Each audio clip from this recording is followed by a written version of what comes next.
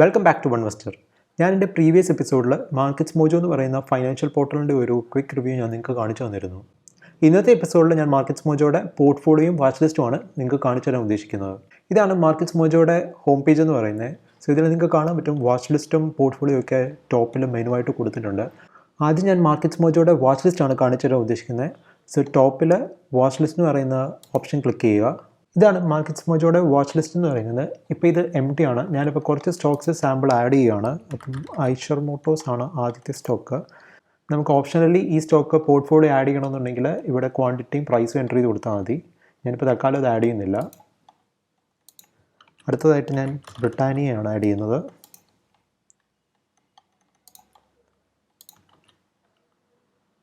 അത് കഴിഞ്ഞ് HDFC bank ആണ് ആഡ് ചെയ്യുന്നത്.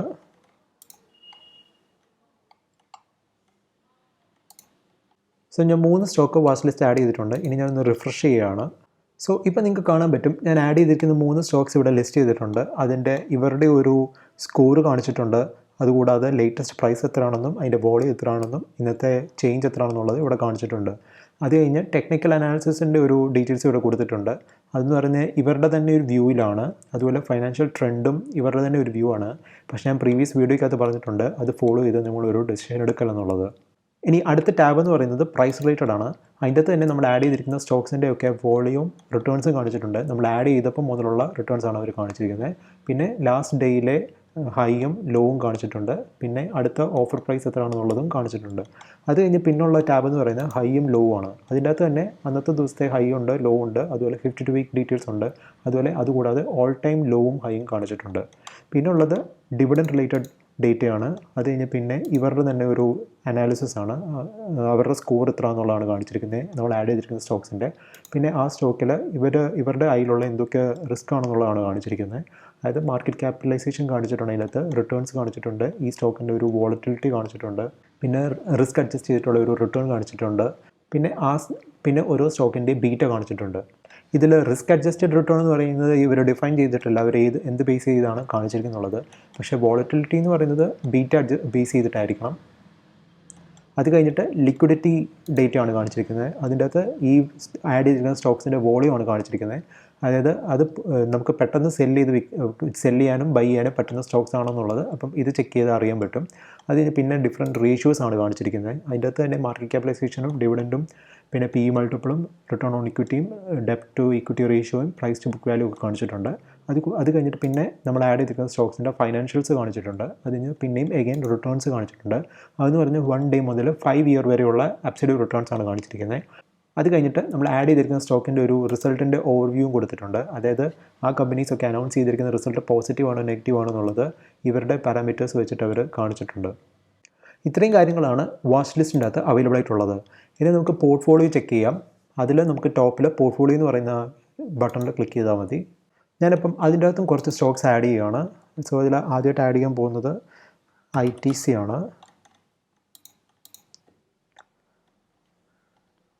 ഞാനൊരു 2018 പർച്ചേസ് ചെയ്ത രീതിയിലാണ് ആഡ് ചെയ്തിരിക്കുന്നത്. അപ്പം അന്നത്തെ പ്രൈസ് അതിൻ്റെ അകത്ത് റിഫ്ലക്റ്റ് ചെയ്തിട്ടുണ്ട്.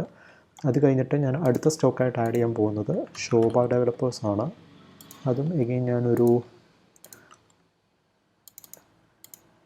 3 വർഷം മുമ്പ് ആഡ് ചെയ്തിരിക്കുന്ന രീതിയിലാണ് ആഡ് ചെയ്തിരിക്കുന്നത്.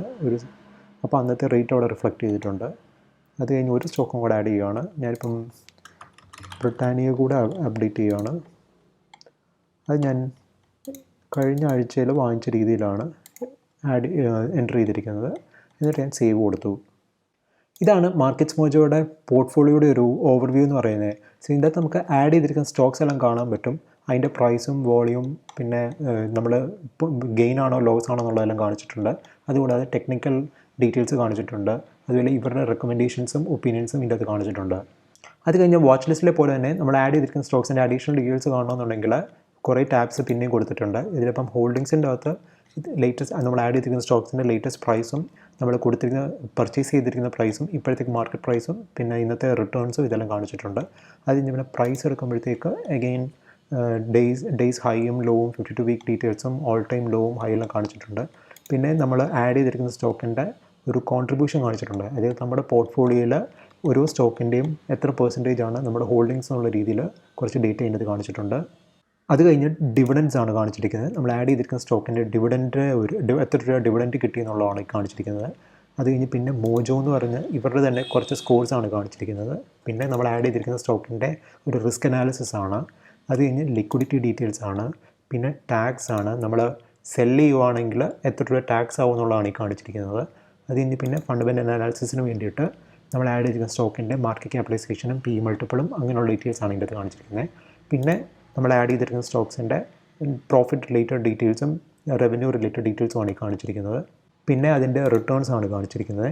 അത് കഴിഞ്ഞ് പിന്നെ റിസൾട്ടിൻ്റെ ഡീറ്റെയിൽസ് ആണ് കാണിച്ചിരിക്കുന്നത്. അത് ഇവരുടെ കുറച്ച് സ്കോർസാണ് ഈ മെയിൻലി ഉദ്ദേശിച്ചിരിക്കുന്നത്. അത് കഴിഞ്ഞ് പിന്നെ ടോട്ടൽ റിട്ടേൺസ് എന്ന് പറഞ്ഞൊരു ടാബ് ഉണ്ട്. അതിൻ്റെ നമ്മൾ പർച്ചേസ് ചെയ്തിരിക്കുന്ന സ്റ്റോക്കൊക്കെ സെല്ലിങ്ങും ഇതിൻ്റെ അകത്ത് തന്നെ മാർക്ക് ചെയ്തിട്ടുണ്ട്. ആ ഡീറ്റെയിൽസൊക്കെ ഇവിടെ കാണിക്കും. ഇപ്പം ഞാൻ ഈ കാണിച്ചിരിക്കുന്ന ഫീച്ചേഴ്സ് എന്ന് പറയുന്നത് ഇവരുടെ പോർട്ട്ഫോളിയോയിലെ ട്രാക്കർ എന്ന് പറയുന്ന സെക്ഷനാണ്. അതിൽ തന്നെ നമുക്കിനിയും അടുത്ത സെക്ഷനുണ്ട്, അനലൈസർ എന്ന് പറഞ്ഞുകൊണ്ട്.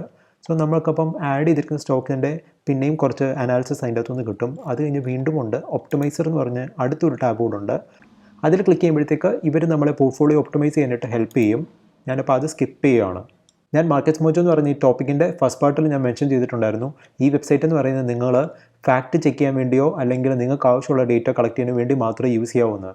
അല്ലാതെ ഇവരുടെ തന്നെ കുറച്ച് സ്കോർസും കാര്യങ്ങളൊക്കെ ഉണ്ട്. അത് ബേസ് ചെയ്ത് നിങ്ങളൊരു ഡിസിഷൻ എടുക്കല്ലോ. ഫോർ എക്സാമ്പിൾ നിങ്ങളിപ്പം ഈ വെബ്സൈറ്റ് സ്കാൻ ചെയ്യുമ്പോഴത്തേക്ക് നിങ്ങൾക്ക് കാണാൻ പറ്റും. ഇതിൻ്റെ അകത്ത് റെക്കമെൻഡേഷൻസ് എന്ന് പറയുന്നൊരു ടാബ് ഉണ്ട്.